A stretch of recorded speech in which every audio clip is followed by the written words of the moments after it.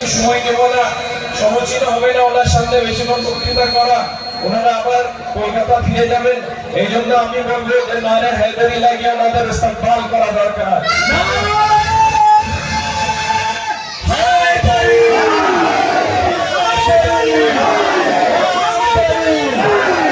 আমি নারে হায়দারি লাগিয়ে ইস্তেকবাল এই জন্য করতে বললাম, কেন ওনারা যেখান থেকে এসছেন সে একটা মাটি যেখানে হুসাইনি সংগ্রাম দেখিয়েছে, যেখানে মাজলুমদের সঙ্গে দাঁড়িয়ে জালেমদের বিরুদ্ধে দাঁড়ানো হয়েছে।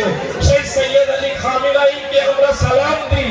হালকায়ে কাদরিয়া ওনার জীবনের জন্য যেভাবে উনি সংগ্রাম করে গিয়েছেন তার জন্য ওনার সালামতির জন্য দোয়া করি এবং আমরা ওনার সঙ্গে আছি ইনশাআল্লাহ। তা কিয়ামত হালকায়ে কাদরিয়া যেখানে হোসেন থাকবে সেখানে হালকায়ে কাদরিয়া থাকবে। এই কালো কাতার করে থাকবে।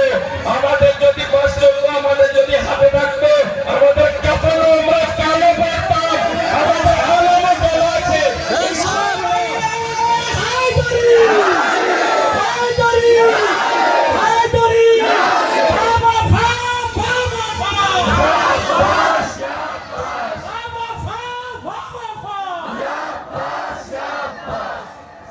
শেষ কথা বলে এখান থেকে রক্ষা হয়ে যাব যে আমরা আপনারা সকলেই যারা এখানে উপস্থিত আছেন এই দোয়া চাইবেন যে আমরা যখন এই দুনিয়া থেকে যাব ইমাম হুসাইনের আগমন হয় এবং আমরা সেই কালো আলম সেটাকে যেন আমরা চোখে দেখতে পাই।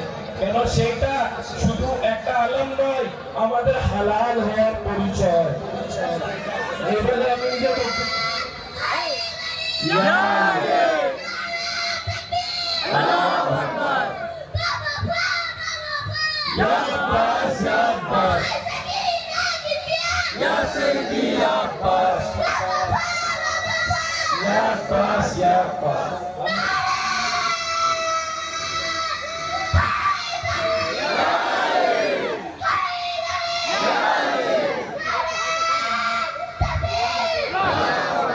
কিছুক্ষণ আপনারা ধৈর্য ধরে বসবেন, মাওলানা তাকবীর করবেন, মাসায়েব করবেন।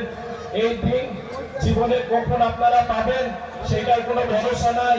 এই দিন ঘুরে আপনারা পাবেন তার কোনো আশা রাখবেন না। কেন জিন্দগি আর মত একদিনের ব্যাপার।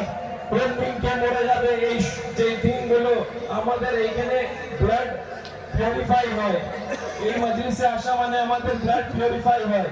এই জন্য নিজের রক্ত পরিষ্কার হয় এই মজলিসে আসলে। এই মজলিসে এসে যতটা পারবেন ক্রন্দন করে ইমামের মাজাক করে ইমামের মাতাম করে এই মজলিসকে বরপা করবেন। রমা আলাইনা ইল্লাল বালাগ।